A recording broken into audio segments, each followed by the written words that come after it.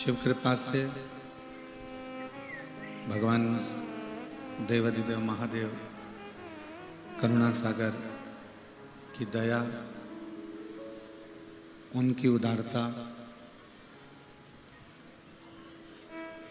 भगवान भूत भावन भूतेश्वर भगवान शिव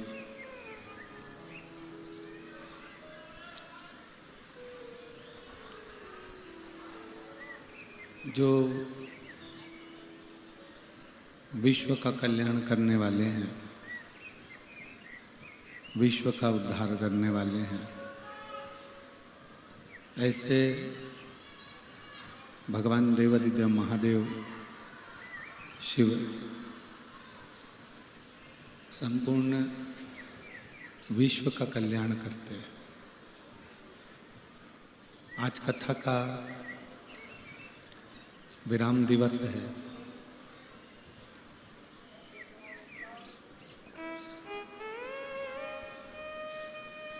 एक पिता जैसे अपनी बेटी को विदा करता है,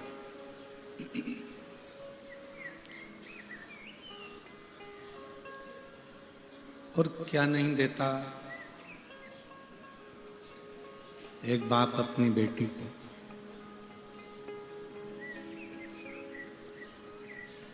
जिस पिता की सामर्थ्यता नहीं होती देने की, फिर भी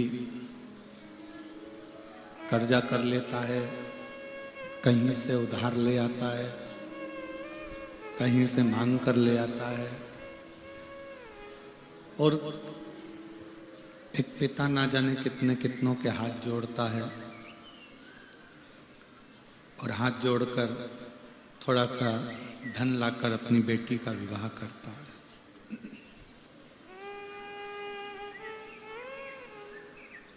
बेटी को पिता क्या नहीं देता?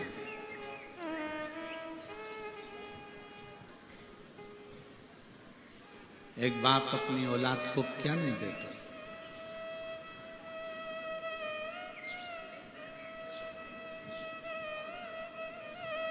शिव महापुराण की कथा कहती है,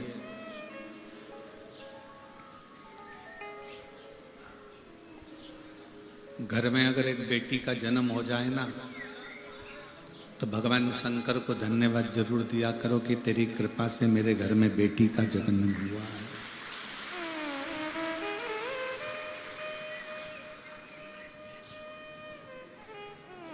क्योंकि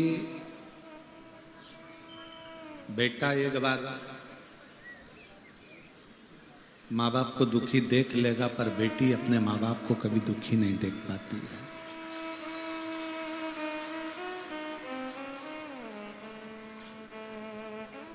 एक पिता की जितनी सामर्थ्यता होती है, एक पिता की जितनी जितनी चादर होती है, उस चादर से ज्यादा बाप अपनी बेटी को देता। पर एक निवेदन है पूरे श्रोता भाई बहनों से,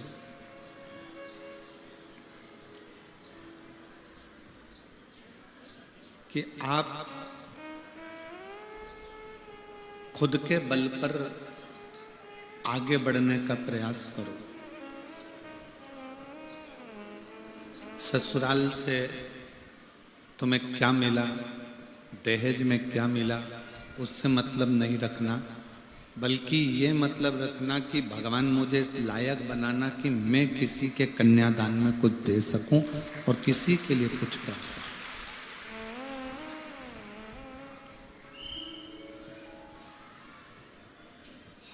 आप किसी को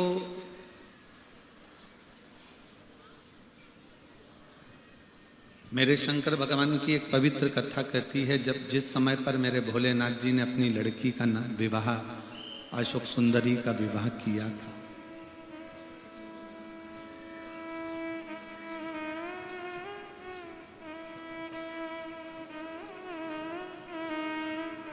तो पार्वती जी ने भगवान शंकर से कहा था कि आपकी लड़की अशोक सुंदरी का विवाह हो रहा है, और आपकी बेटी अशोक सुंदरी का जो विवाह हो रहा है, इसको कन्यादान में आप क्या दोगे? अपने पास देने के लिए तो कुछ है नहीं, केवल ये एक गुफा, कैलाश पर्वत, सिर पर गंगा, मस्तक पर चंदा, तन पर भस्म, इसके सिवाय तो मेरे पास में कुछ है नहीं। फिर बेटी अशोक सुंदरी के कन्यादान में क्या दिया जाए? शिव महापुराण की कथा कहती है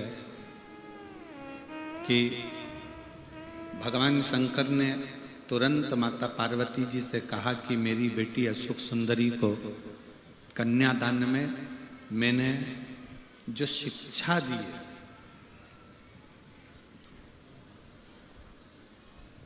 जो मैंने उसको शिक्षा प्रदान करी है, वही मैं अपनी बेटी के कन्यादान में दे रहा हूं।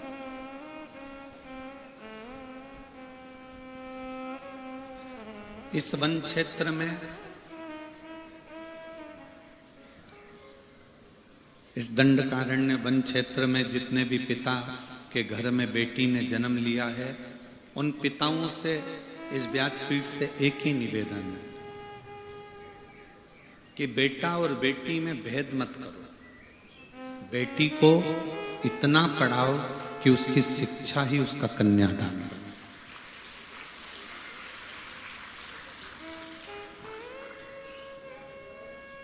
बेटी को आप कोई दहेज दें ना दें, बेटी को आप कोई अलमारी, फ्रिज, कूलर कुछ दें ना दें, पर बेटी को शिक्षा जरूर दो, उसको पढ़ाओ।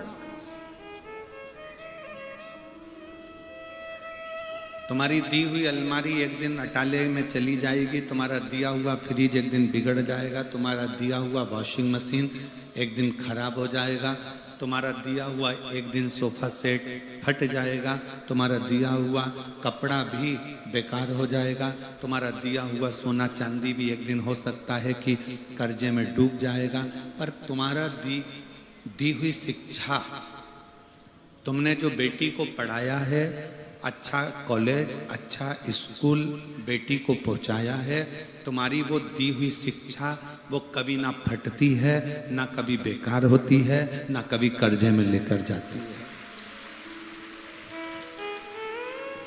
आप बेटियों को शिक्षा दीजिए।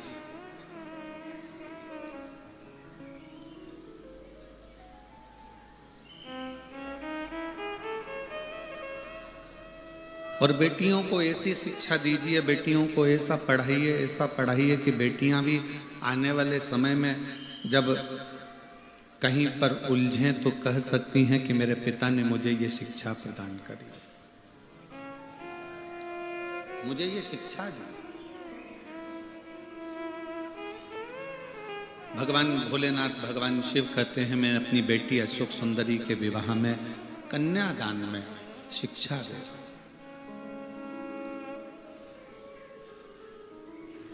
अब ये तो हो गई कि अशोक सुंदरी के कन्यादान में शिक्षा दी,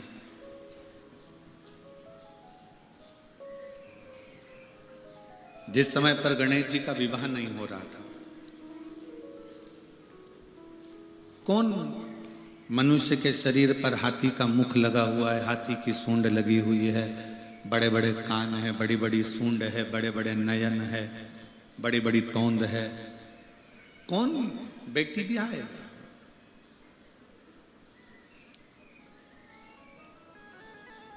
आप में से कोई नहीं होगा जिसके मनुष्य के शरीर पर हाथी का मुंह लगा हो और अपनी लड़की की शादी कर दो। किसकी सामर्थ्यता होगी जो अपनी बेटी की शादी ऐसे हाथी के मुख वाले से कर दे? किसकी सामर्थ्यता?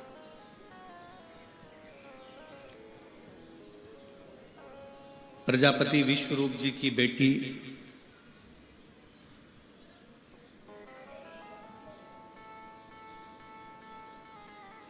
रिद्धि सिद्धि, जिनका विवाह गणेश जी के साथ हो रहा है,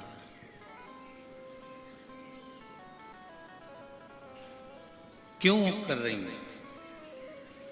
क्या लड़की को ऐसा लड़का पसंद आएगा? क्या लड़की को ऐसे लड़के के साथ में विवाह करना उत्तमता रहेगा जिसका मुख हाथी का लगा हो, शरीर मनुष्य का हो? ऐसे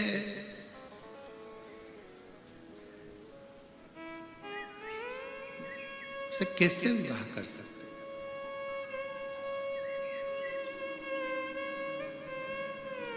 विश्वरूप जी ने जब विवाह का प्रस्ताव आया तो विवाह के प्रस्ताव पर विश्वरूप जी ने अपनी दोनों बेटियों से कह दिया कि ये लड़के का प्रस्ताव आया,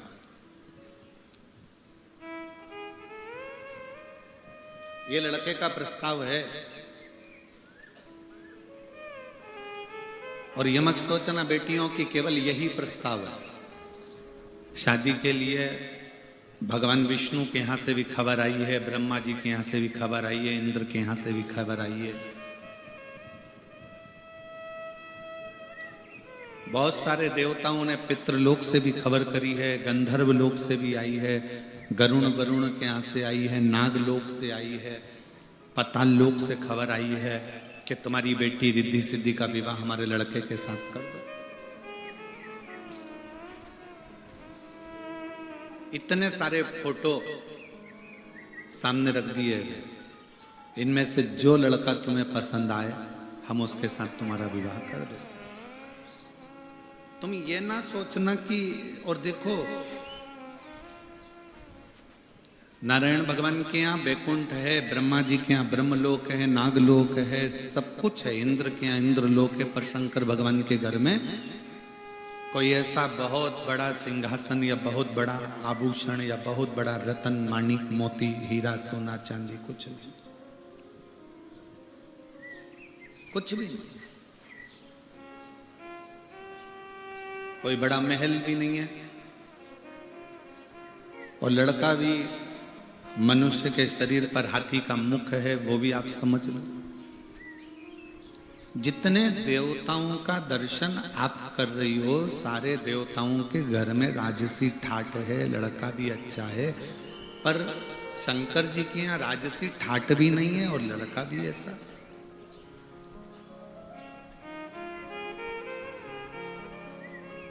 समझ लो, रिद्धि सिद्धि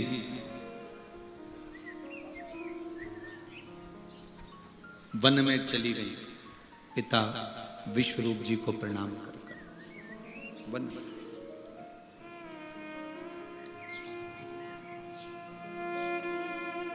एकांत में बैठ गई हैं रिद्धि सिद्धि।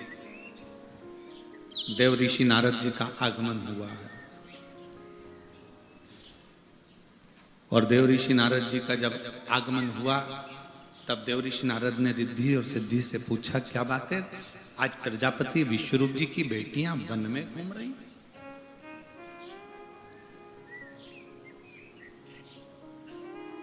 जिस पिता की बेटी कभी अपने घर से ना निकली हो, जिस पिता की बेटी अपने घर से कभी कहीं गई ना हो, उस पिता की बेटी आज वन में घूम रही है। वन में रिद्धि सिद्धि थोड़ी देर तक मौन रही है, थोड़ी देर चुप रही, फिर कहा,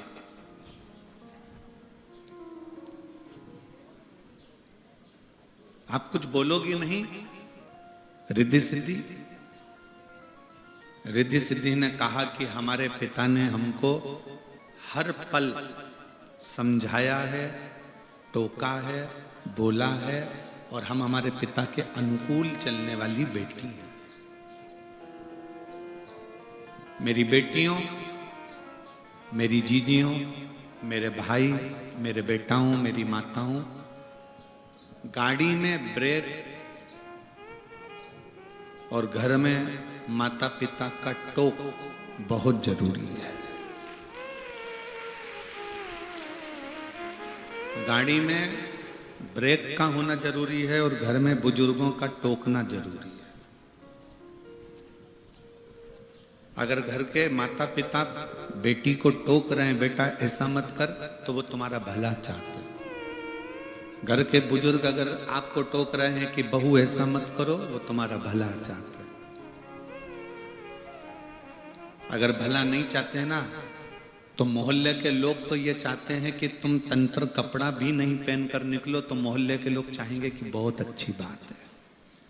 मोहल्ले के लोग अगर तुम मदिरा की दुकान से मदिरा खरीद कर निकल रहे हो, पी रहे हो, तो मोहल्ले के लड़के और मोहल्ले के लोग चाहेंगे, परिवार के लोग चाहेंगे कि अच्छा ऐसी बर्बाद हो जाए। तुम गलत काम करोगे, चोरी करोगे, गलत कृत्य करोगे, जुआ खेलोगे, मांसाहार, मदिरा पान, वैश्यावृत्ति कुछ भी करोगे, तो परिवार के लोग और मोहल्ले के लोग तो चाहेंगे कि अच्छा ऐसी बर्बाद होने दो। अपने बाप की दौलत ऐसी तो राख मिलाएगा, अपने पिता की नाक ऐसे ही तो कटाएगी। सास टोक रही है बहू को, बेटा ये गलत है, तुमने इतना दूध फेंका क्यों, तुमने इतनी चाय बनाई क्यों, तुमने इतना अचार क्यों डाला, तुमने इतनी सब्जी क्यों फेंकी, तुमने इतनी रोटी क्यों फेंकी। क्योंकि वो बहू को टोक रही है, इसलिए टोक रही है, उसको भी मालूम है कि अब तो मेरा बेटा कमा रहा है। बहू चाहे तो पूरा उजाड़ दे, पर वो इसलिए टोक रही है कि आने वाले समय में अगर किसी चीज की जरूरत हो तो मेरी बहू सामने लाकर 4 मेहमानों को वो सामान दे सकती है। वो टोक रही है।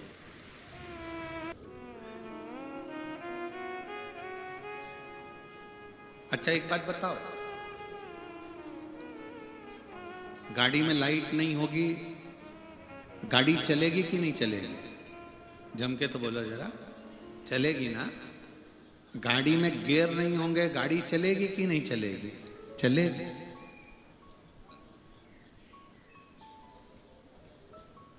गाड़ी में गेट भी नहीं होगा ना, तो भी गाड़ी चलती है।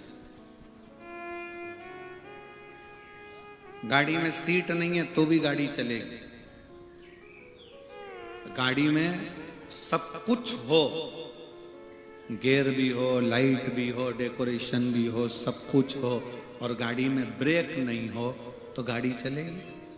जम के बोलो जरा, नहीं। अगर ब्रेक नहीं है तो उस गाड़ी की कोई मोलता नहीं है, भले उसमें गियर हो, भले उसमें लाइट हो, भले उसमें डेकोरेशन हो, सोना चांदी भी जड़वा दो, तो भी गाड़ी में अगर ब्रेक नहीं है तो उस गाड़ी का कोई महत्व नहीं है।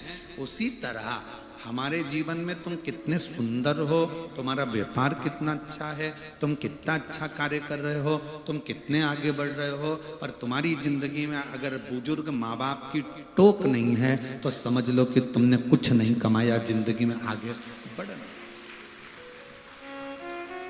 घर की माँ को, सास को टोकने दो, घर के ससुर को बोलने दो, जरूरी है। कई बहुओं को बुरा लग जाता है, तुम्हारी मम्मी तो हमारी जरा जरा सी बात में टोकती है, तुम्हारी मम्मी तो जरा जरा सी बात में चिल्लाने बैठ जाती है। बल्कि अपनी पत्नी को समझा कर कहो कि ये बुजुर्ग जब तक हैं तब तक टोकेंगे, और इन्हीं के टोकने से अपन आगे बढ़ते चले जाएंगे, क्योंकि रास्ता क्लियर करने का कार्य। एक अमेरिका का एक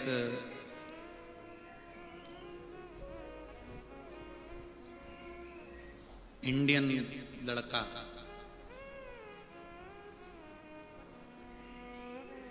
जिसका नाम नीलेश था, अमेरिका में रह रहा है। उसने अखबार में न्यूज निकलवाई कि मुझको एक बुजुर्ग माता पिता की जरूरत है। नीलेश, जो माता पिता साथ में रहते हों, जो माता पिता मेरे घर में रहे और वो रुचि से मेरे घर में आए। नीलेश ने न्यूज निकलवाई अखबार में, और अखबार की वो न्यूज सब दूर गई कि मुझे बुजुर्ग बूढ़े माँ बाप की जरूरत है, मुझे एक बूढ़े जोड़े की जरूरत है। अमेरिका के लोगों को लगा कि काम करने के लिए चाहिए होंगे बुढ़ा बुढ़ी को, काम करने के लिए चाहिए होंगे। एक बुढ़ा बुढ़ी ने, एक बुजुर्ग पति पत्नी ने जाकर इंटरव्यू दिया। पहुंचे, नीलेश ने पूछा, तुम्हारे बेटे और बेटियां नहीं हैं? उसने कहा है, मेरे 2 बेटे हैं, डॉक्टर हैं, और एक बेटी है, वो इंजीनियर है। शादी हो गई? हाँ। तुम दोनों यहाँ पर हमारे पास में क्यों आए हो? कहा, आपने न्यूज में निकाला था कि एक बुजुर्ग माता पिता की जरूरत है, तो हम दोनों आ गए। अच्छा,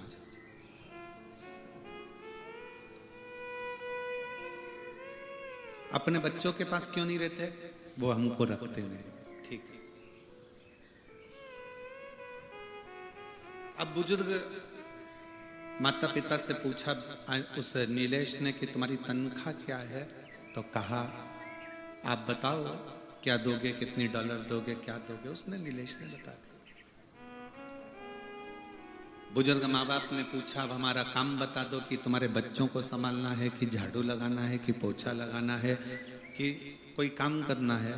तब नीलेश ने अपनी पत्नी के साथ बैठकर उन बुजुर्ग माँ बाप से कहा कि हमारे माता पिता को मरे हुए 3 महीना हो गया, हमें कोई टोकने वाला नहीं है, तुम दोनों हमें टोकते रहना, इसलिए तुम्हें यहाँ रखा है। तुमसे ना झाड़ू लगवाना है, ना पोछा लगवाना है, तुमसे ना बच्चे संभलवाना है, ना तुमसे खाना बनवाना है। नौकर लगा है, झाड़ू लगाने वाला, पोछा लगाने वाला, रोटी बनाने वाला, भोजन वाला, बच्चों को संभालने वाले, सब नौकर लगे हैं, पर हमारे पास कोई टोकने वाला नहीं है। नीलेश ने कहा, मैं पूरी तनख्वाह दूंगा, बस आप हमको आपकी बहू समझना, इसको भी टोकना और मुझे भी टोकना। मैं गलत करूं, मुझे टोकना, तुम्हारी बहू गलत करे, इसको टोकना। उस बुजुर्ग दंपत्ति ने पूछा कि टोकने से होगा क्या? तो वो नीलेश अपनी पत्नी के साथ कहता है कि मैं अपना गुजरात छोड़कर अमेरिका में सबसे बड़ी कंपनी का मालिक बनकर बैठा हूं, मेरे माँ बाप मुझे टोकते थे, ऐसा मत कर देना, वो मत कर देना, और मैं उससे सुधर कर अच्छी जगह पर जाकर बैठ गया और बहुत उच्च पद पर बैठ गया, बहुत उच्च पद। मेरी जीजियों, मेरी बेटियों, बेटाओं, मेरी माताओं, घर के थोड़े से झगड़े के चक्कर में आज भारत के पूरी अदालतों को खोजा जाए तो पूरी अदालतों में सबसे ज्यादा केस तलाक के चल रहे हैं। पूरी अदालतों में भारत की संपूर्ण बड़ी से बड़ी अदालत को खोजा जाए, नीचे से ऊपर तक की सारी अदालतों में सबसे ज्यादा केस चल रहे हैं तो तलाक के चल रहे। कारण टोकना। पर अगर तुम्हारे घर में तुम्हारे बुजुर्ग तुम्हें टोक रहे हैं, तुम्हारे घर के बड़े अगर तुम्हें टोक रहे हैं, तो समझ लेना एक दिन तुम उन्नति की सीढ़ी पर इतने चढ़ जाओगे कि तुम्हें पीछे पलट कर देखने की जरूरत नहीं पड़ेगी। पड़ोसी कभी नहीं टोकेंगे तुमको, रिश्तेदार तुमको कभी नहीं टोकेंगे। तुम दारू पियो, नशा करो, रिश्तेदार कभी नहीं टोकेंगे। उनके लड़के तो और कहेंगे, अच्छा पी ले ले ले और ले। जुआ खेलो, कोई नहीं टोकेगा। गलत काम करो, कोई नहीं टोकेगा। रिश्तेदार, नातेदार, मोहल्ले वाले, समाज वाले, परिवार वाले, कोई नहीं टोकेंगे, कोई नहीं टोकेंगे। पर घर में आप जब गलत काम करके आओगे तो घर के बुजुर्ग, माँ बाप, या घर की पत्नी, या घर का पति, या घर का बेटा, कोई ना कोई तुमको टोकता है, तुम ये ऐसा मत करो। क्यों? क्योंकि वो चाहते हैं कि आप अच्छे रहो। समाज के लोग, बड़े लोग, मोहल्ले के लोग, परिवार के लोग ये नहीं चाहते कि आप अच्छे रहो। वो तो ये चाहते हैं कि तुम दुनिया भर में पी के नल्ली में पड़े रहो, गटर में पड़े रहो, गंदगी में पड़े रहो, वो ये चाहते हैं।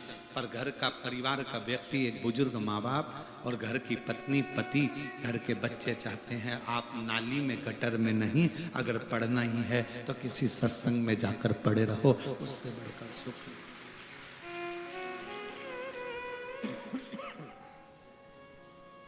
उससे बढ़कर सुख नहीं।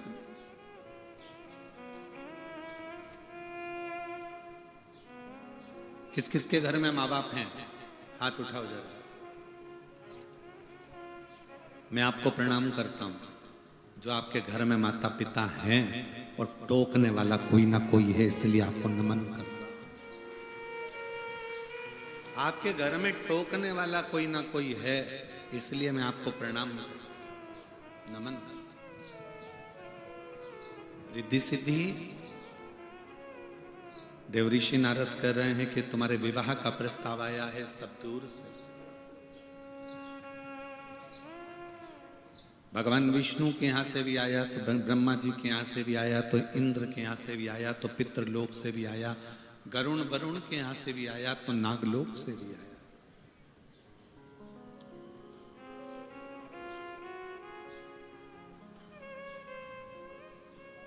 अब आप बताओ, आपको विवाह किससे करना?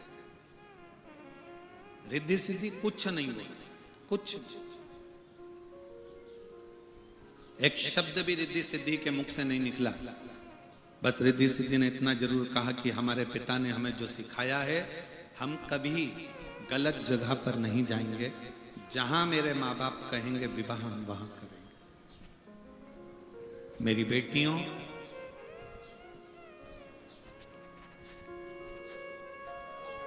आज का जो समय चल रहा है, ये बड़ा विचित्र समय चल रहा है।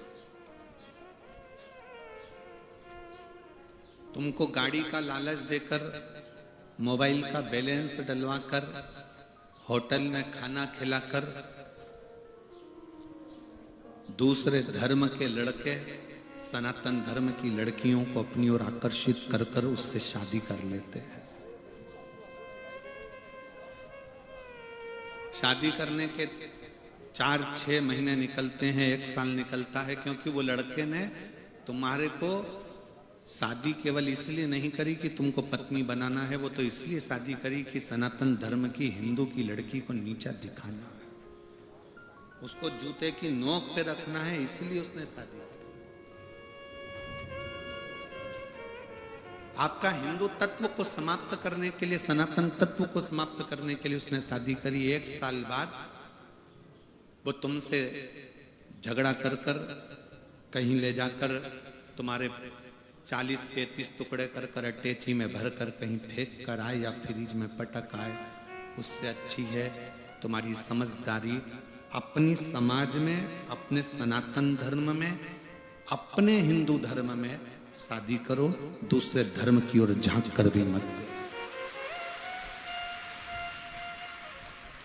दूसरे धर्म की ओर झांक कर भी नहीं देखना, उसकी बॉडी को, उसकी गाड़ी को, उसके बंगले को, उसकी दौलत को, उसकी जायदाद को उसके पास रहना।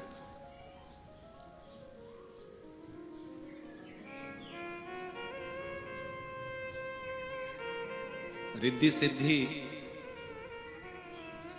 मेरे पिता कहेंगे मैं वहां विवाह करूंगी, तो पिता ने तो कह दिया ये तने फोटो रखे हैं बेटी, तुमको भगवान नारायण के यहाँ करना हो, ब्रह्मा जी के यहाँ करना हो, पितृलोक में, गरुण लोक में, वरुण लोक में कहीं विवाह करना हो, तो ये पड़े कर लो।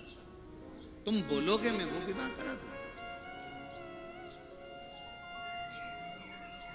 इसलिए मेरी बेटियों, सबसे बड़ा दहेज है शिक्षा, एजुकेशन।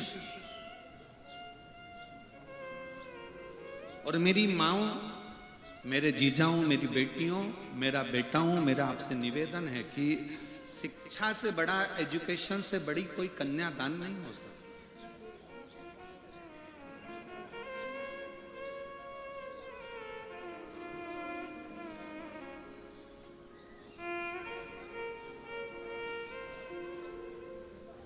शिक्षा शिक्षा है।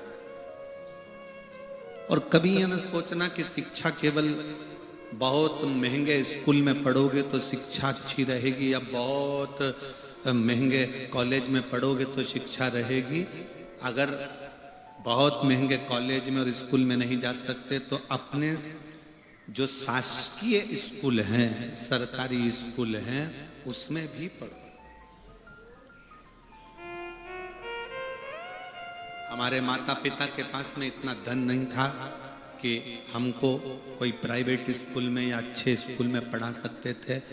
हमारा पूरा बचपन, हमारी पूरी पढ़ाई सरकारी स्कूलों में हुई। सरकारी स्कूल के कपड़े पहनकर, सरकारी स्कूल की किताबों से जो मिल जाता था उससे पढ़कर, दोस्तों के यहाँ अगर जाते भी थे तो उनकी क्वेश्चन बुक लेकर, उनके 20-20 क्वेश्चन लेकर उसमें से पढ़कर फिर अपना एग्जाम दे देते।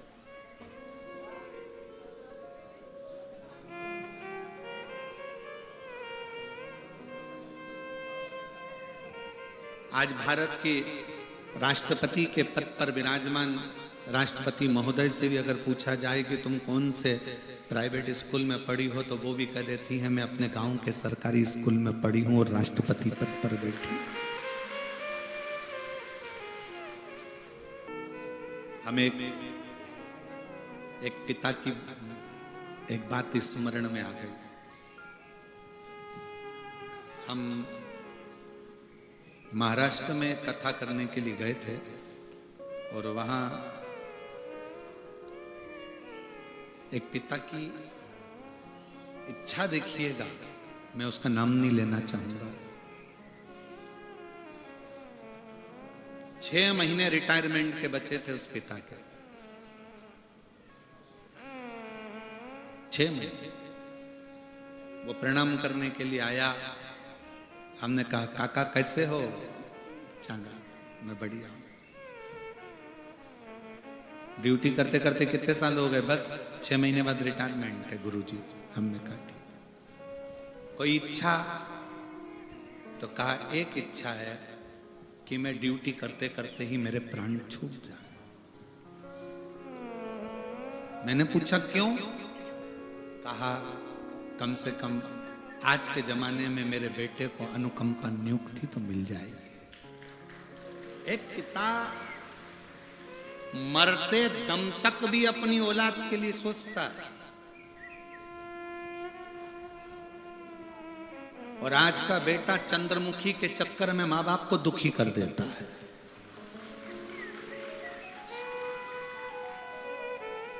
उसको यह नहीं मालूम कि चंद्रमुखी के चक्कर में खुद भी दुखी है। जब चंद्रमुखी तेरे मां बाप को दुखी कर सकती है तो तुझे ना दुखी करेगी। उसका नाम चंद्रमुखी है, तुझे सूरजमुखी ना कर दे तो बात है।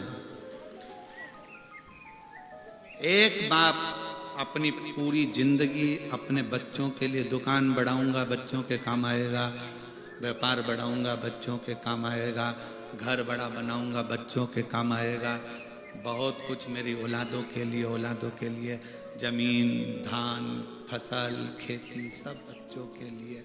खुद क्या करता है? बेटे एप्पल का मोबाइल चला रहे हैं और बाप कमाने वाला जो दुकान पर व्यापार में 24 घंटा लगा रहता है वो कीपैड चला रहा है, छोटा सा। बेटे ने कहा पापा मुझे लैपटॉप। आओ बेटा। बेटे ने कहा पापा मुझे ऐसा। बाप का चश्मे की डंडी भी टूट गई है तो उस डंडी में भी वो ऑफिस से आने के बाद उसमें पिन घुसेड़ के उसको सही करने का प्रयास कर रहा है कि इसमें 15 रुपए लग जाएंगे। 15 रुपए बचाने का प्रयास करता है बाप। और बेटा वो 15 रुपए क्या 50 रुपए का पाउच खरीदता है, हाथ में मलता है, दोस्तों के साथ गप्पे मारा के खा पी के वो चले जाता है गुटखा। बाप स्क्रू से चश्मे की डंडी को जोड़ रहा है।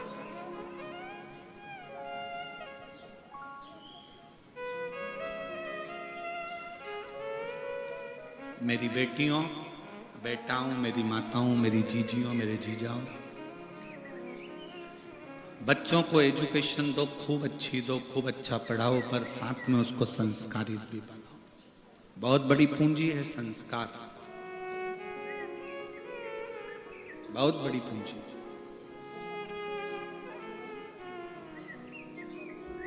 और इस कोकपुर कांकेर क्षेत्र में हमको बहुत अच्छा लगा। उसका कारण अच्छा लगने का केवल ये था कि यहाँ हमने पुलिस का भी एक अलग चेहरा देखा। यहाँ की पुलिस का एक अलग चेहरा देखा। यहाँ की पुलिस का एक चेहरा ऐसा देखा कि इस कोकपुर कांकेर की पुलिस रात्रि के समय पर जो लोग पैदल आ रहे थे और कोई लोग गाड़ी से जा रहे थे, तो इस कांकेर कोकपुर की पुलिस ने गाड़ी वालों को रोक के थोड़ी देर रखा और जो पैदल आ रहे थे उनकी गाड़ी में उन पैदल चलने वालों को बिठाकर कथा स्थल तक पहुंचा। सिद्धि, आपके पिता के कहने पर आप विवाह नहीं करोगे? हाँ, हमारा पिता ही कहेगा हम तो वही करेंगे। इतने फोटो आए हैं, कौन सा फोटो में लड़का पसंद आया उससे विवाह कर लो। सबको देखा, इंद्र के पुत्र जयंत का भी आया, नारायण भगवान के यहाँ से भी आया, ब्रह्मा जी के मानस पुत्रों का भी आया, पाताल लोक से भी आया, पितृलोक से भी आया, परंतु आखिरी में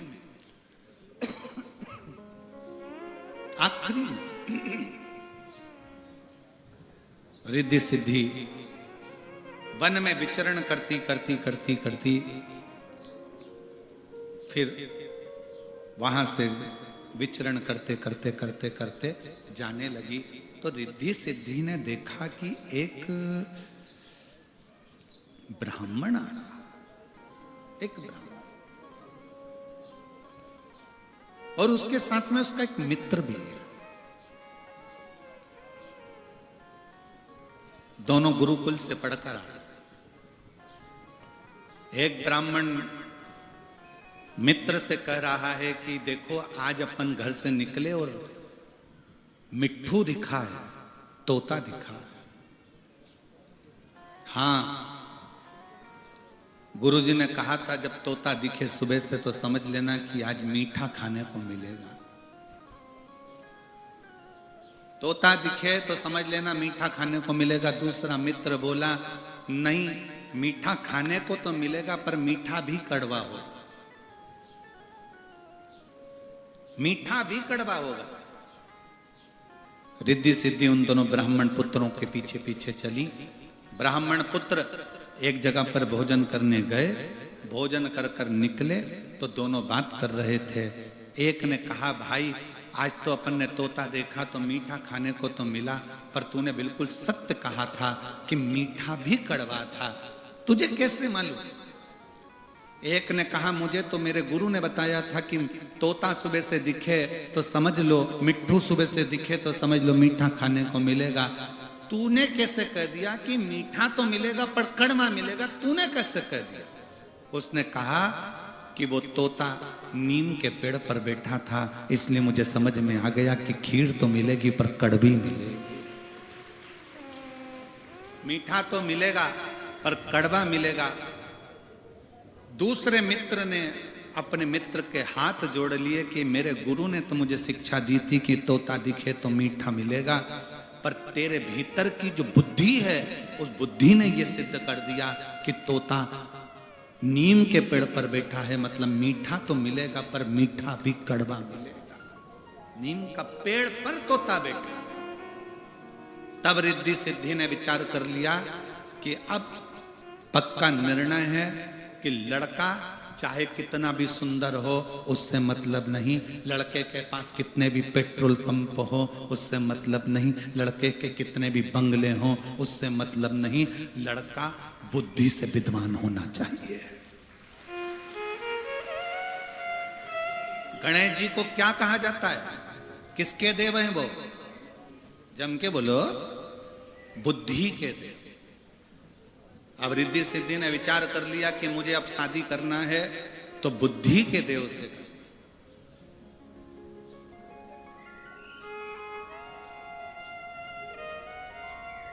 बुद्धि का देव हो, सरल हो, सहज हो, सम्मान देने वाला हो। मालूम पड़े पेट्रोल पंप देख लिया, गाड़ी देख ली, बंगला देख लिया और लड़की बिहा दी और लड़की को रोज का ताना दे, रात को 1-1 बजे आए दोस्तों के साथ, वो भी ड्रिंक कर कर आए, ऐसा लड़का किसी काम का नहीं। लड़का वो होना चाहिए भले थोड़ा धन कम हो पर तुम्हारी बेटी की इज्जत करे, उसका सम्मान करे, उसका आदर करे।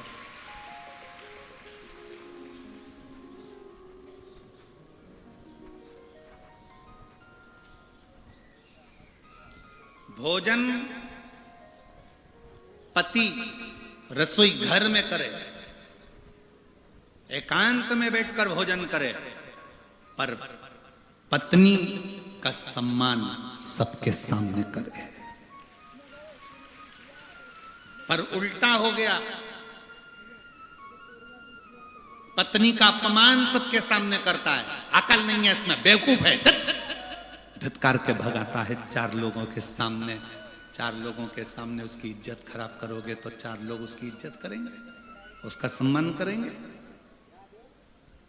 अकल नहीं है, चल। ढोरे, पढ़ी लिखी नहीं है, चल।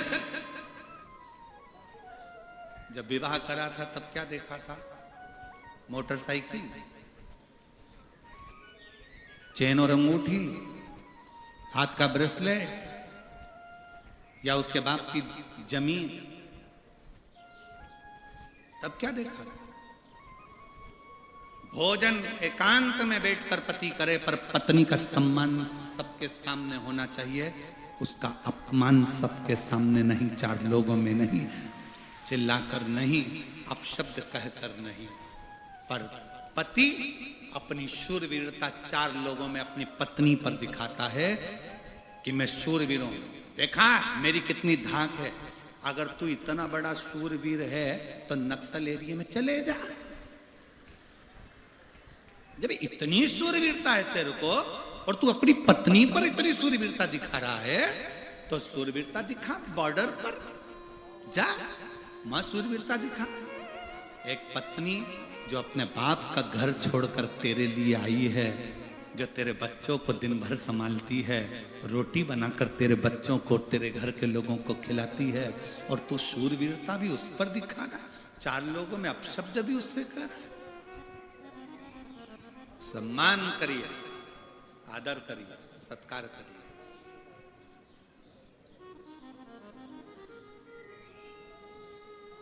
जिस घर में स्त्रियां ज्यादा रोती हैं ना, उस घर का विकास कभी नहीं हो सकता, क्योंकि दिल के अरमा आंसुओं में बह गए और अच्छे अच्छे सूरवीर पानी में डह गए। इसलिए सावधान इंडिया, सावधान कोकपुर कांकेर, सावधानी रखिए। सम्मान दीजिए सबके सामने, इज्जत करिए सबके सामने। डांटना है तो एकांत में जाइए। अरे रामचरितमानस से सीखो, कैकेयी जी को गुस्सा आया तो सबके सामने चिल्ला के बोली क्या? अरे बोलो तो जम के। कैकेयी जी को गुस्सा आया तो कहां गई थी? अरे अच्छे से बोलो जम के, कोप भवन में।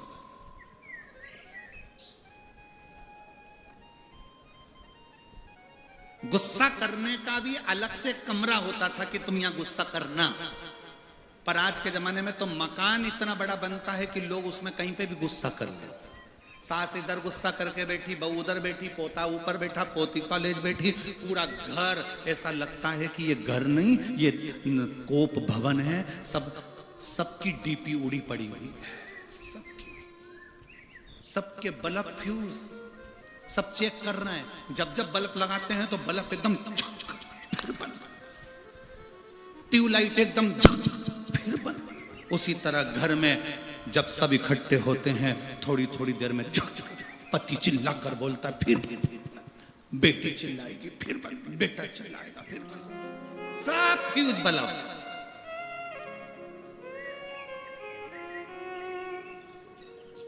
अरे भाई थोड़ा इन्वर्टर लगा लो, बल्ब शार्ट नहीं होंगे, बैटरी को चार्ज रखो, थोड़ा बहुत शिव महापुराण में जाकर बैटरी को चार्ज कर लिया करो, कथा सुन लिया करो, फ्यूज नहीं हो, फ्यूज नहीं। सावधानी बहुत जरूरी। रिद्धि सिद्धि अब कर रही है कि मैं विवाह करूंगी तो बुद्धि के देव के साथ करूंगी। बुद्धि का देव कौन? जम के बोलो जरा, गणेश। अब इनके यहां बंगला नहीं है, सोने का सिंहासन नहीं है, धन वैभव नहीं है, पर बुद्धि है, बुद्धि है, और बहुत जरूरी है। तुम्हारे पास में करोड़ों का धन हो और बुद्धि नहीं हो, कितनी सुंदर बात शास्त्र कहता है कि पूत सपूत तो की धन संचय और पूत कपूत तो की धन संचय।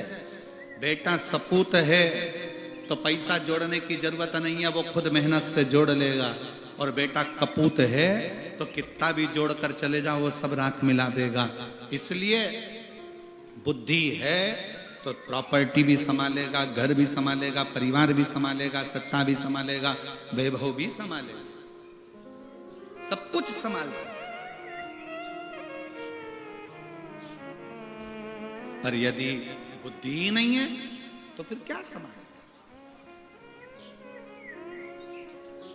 गणेश जी को जब भी गणेश चतुर्थी पर आप अपने घर में लेकर आते हो, शादी में गणेश जी की पूजन करते हो, घर में शुभ कार्य होता है, सत्यनारायण जी की कथा होती है तो गणेश जी की पूजन करते हो, मंगल कार्य हो तो घर में गणेश जी की पूजन करते हो। क्यों करते हो?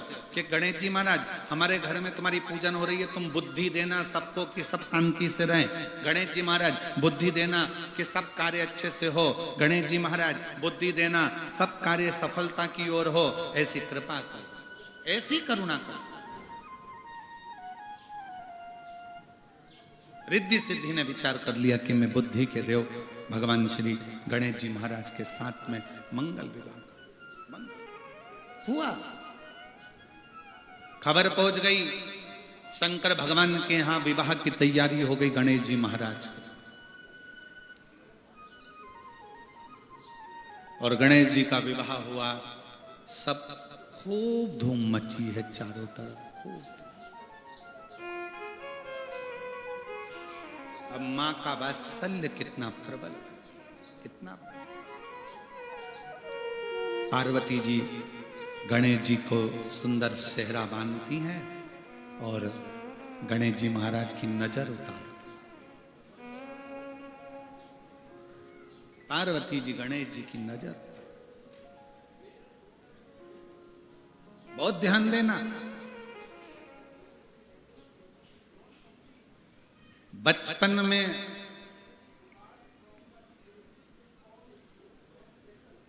बच्चे को नजर से बचाने के लिए मां कितना कितना प्रयास करती है।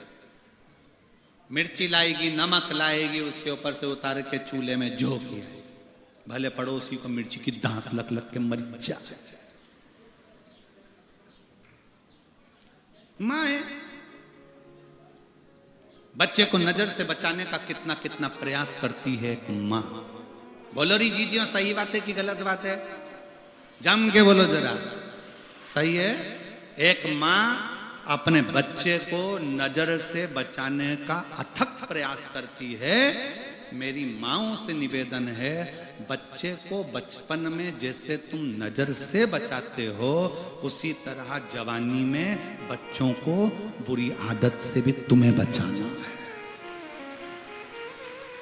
नजर से तुम बचा सकते हो तो बुरी आदत से भी तुम बचा सकते हो। बुरी आदत में बच्चा गलत काम कर कर आए, उसको समझाओ, ना समझे, दूसरी बार, तीसरी बार, चौथी बार समझाने का प्रयास करिए। नजर से बचाने का प्रयास करिए। जैसे नजर से बच्चे को बचाने के लिए मिर्ची झोंक देती हो, तो बुरी आदत से बचाने के लिए तुम भी कुछ ना कुछ अच्छा कर सकती कर। श्री शिवाय नमस्तु। श्री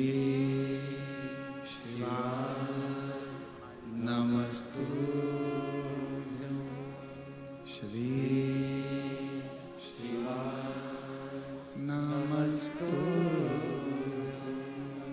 भोला सब दुख काटो भारा, ओ भोला सब दुख काटो भारा।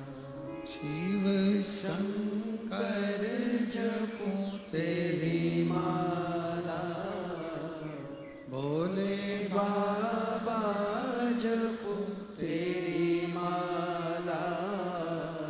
भोला सब दुख काटो मारा, ओ भोला सब दुख काटो मारा। वेश है मंगल मंगलकारी, वेश है मंगल मंगलकारी। शमशान वासी हमारा, शमशान वासी हमारा। ओ भोला सब दुख काटो हमारा, ओ भोला सब दुख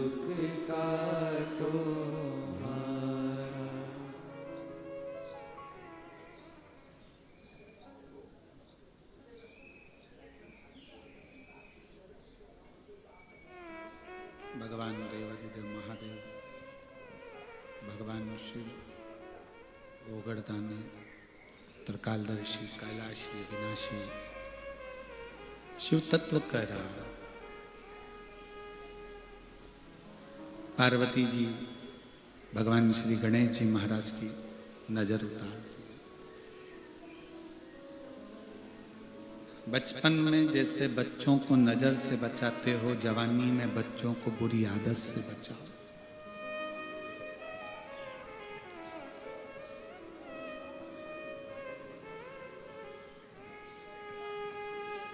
गलत दृष्टि, गलत सोच, गलत विचार गलत जगह पर ले जाते।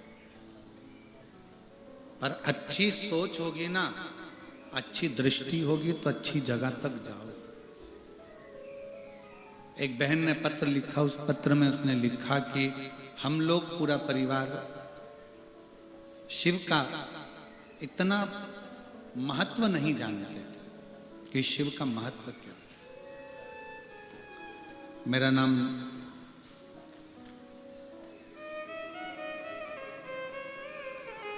क्या लिखा है? खीभान सिंह।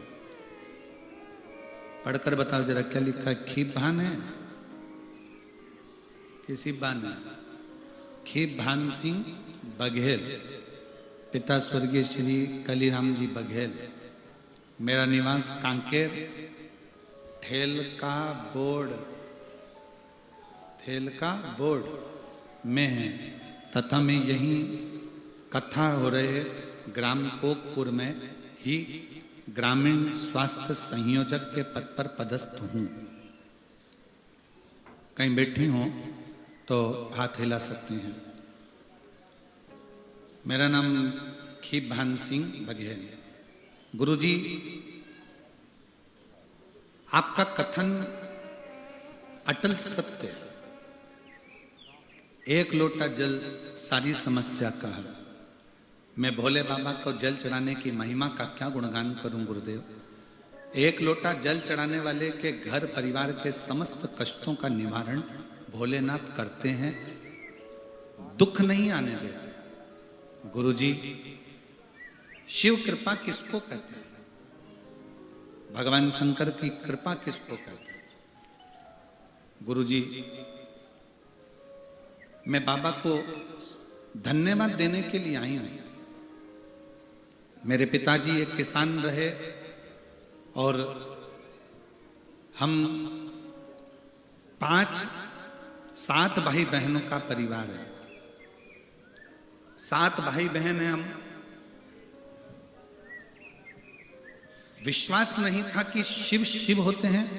हमारे पिता शंकर जी की पूजन करते थे तो हम हंसते थे। पिताजी को कहते थे, क्यों ये शंकर जी का शिवलिंग लिया है, क्यों इसकी पूजन करते हो, इससे कुछ मिलेगा क्या? हमारे पिताजी हमसे कहते थे कि एक दिन ऐसा आएगा कि तुम शंकर की पूजन करोगे और उसका फल तुम्हें मिलेगा जरूर। आज मेरे पिता के वचन और आपके वचन एक जैसे लगते हैं कि दुनिया में कोई किसी को सुख नहीं दे सकता जो शिव दे सकते। गुरुदेव, हम 7 भाई बहन ने शंकर जी के मंदिर में आपके कहने पर पिता के बतलाए मार्ग के अनुसार जल चढ़ाना प्रारंभ करा। हम सबने मांगा कि अगर बाबा तू सच्चा है तो हम सबकी सरकारी नौकरी लगना चाहिए। अब गुरुजी, पूरे लोग हंसते थे, क्या 7 भाई बहन की सरकारी नौकरी लग सकती है क्या? भूतो न भविष्य। फिर भी हमने शंकर का दरवाजा नहीं छोड़ा। शिव के मंदिर जाते, पशुपति व्रत करते, कंकर शंकर पूजन करते और बाबा की ऐसी कृपा हुई कि आज हम 7 भाई बहन में से 3 की नौकरी स्वास्थ्य विभाग में है, 1 की नौकरी पुलिस विभाग में है और 2 की नौकरी शिक्षा विभाग में लग गई है। हम बाबा को प्रणाम करने के लिए आए।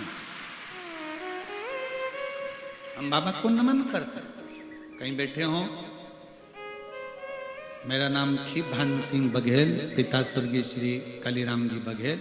मेरा निवास कांकेर ठेल का बोर्ड में है और अभी यहीं पर कोकपुर में ही मेरी नौकरी है। शिव किसको कहते हैं?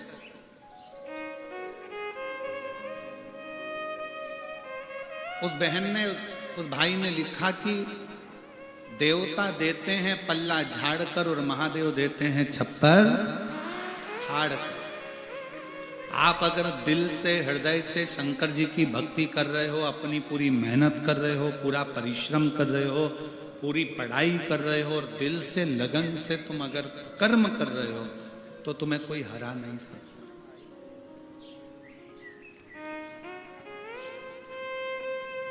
कोई नहीं हरा सकता। अपनी लगन और अपनी मेहनत। हम फिर निवेदन करेंगे, अपने 300, 400, 500 किलोमीटर के एरिया में कभी शिव महापुराण की कथा हो, कुबेरेश्वर बाबा सीहोर से कहीं इस शिव पोथी को लेकर आ जाए तो प्रयास करना कि पंडाल में 1 दिन, 2 दिन, 5 दिन, 7 दिन जरूर सुनना। उसका फल बाबा देता जरूर है, देता। कभी बाबा आपको इस लायक बनाए कि जैसे देव कुमार जी जैन कथा करा रहे हैं, ऐसे कभी योग बने और अपने सब आनंद के साथ बाबा से प्रार्थना करना कि एक दिन मुझे भी इस लायक बनाना कि मैं भी शिव पुराण की कथा अपने क्षेत्र में करा सकूं। कई लोग ऐसे भी होते हैं कि इतना अरेंजमेंट नहीं कर पाते हैं, इतनी व्यवस्थाएं नहीं कर पाते हैं, सोचते हैं कि हम सम्मिलित होकर करें। हमारा निवेदन है, प्रयाग में 10 तारीख से 16 तारीख तक शिव महापुराण की कथा होने जा रही है। एक वो मोबाइल नंबर है आशीष के पास। 10 तारीख से 16 तारीख तक शिव महापुराण की कथा प्रयाग में होने जा रही है। जिनके अंदर यजमान बनने का भाव हो कि भाई हमको वहाँ कथा के यजमान बनना है, हमारे पास इतना तो नहीं, फिर भी बाबा के अनुसार जिसकी जिसकी जैसी सामर्थ्यता के अनुसार यजमान पद अगर कोई ग्रहण करना चाहते हैं, वो भी इसलिए कि कई लोगों के फोन आए कि सीहोर की गुरुजी हमें प्रयाग में यजमान बनना है, कब लोग योग लगेगा, 144 साल बाद हम जिए कि ना जिए, कम से कम हम वहाँ शिव पुराण के यजमान तो बन जाएंगे। तो उनके लिए एक नंबर हम दिए दे रहे हैं, उस नंबर पर आप यजमान ग्रहण करने के लिए आप संपर्क कर लेना। और जिनको यजमान बनना है वहाँ पर आकर त्रिवेणी के घाट पर माँ 21 नंबर सेक्टर और पीपा पुल नंबर 1, ऐसे माँ त्रिवेणी गंगा यमुना सरस्वती बह रही है और उसी बीच में ये पवित्र शिव महापुराण की कथा पावन प्रांगण में होगी। उसका नंबर आप लोग नोट कर लें,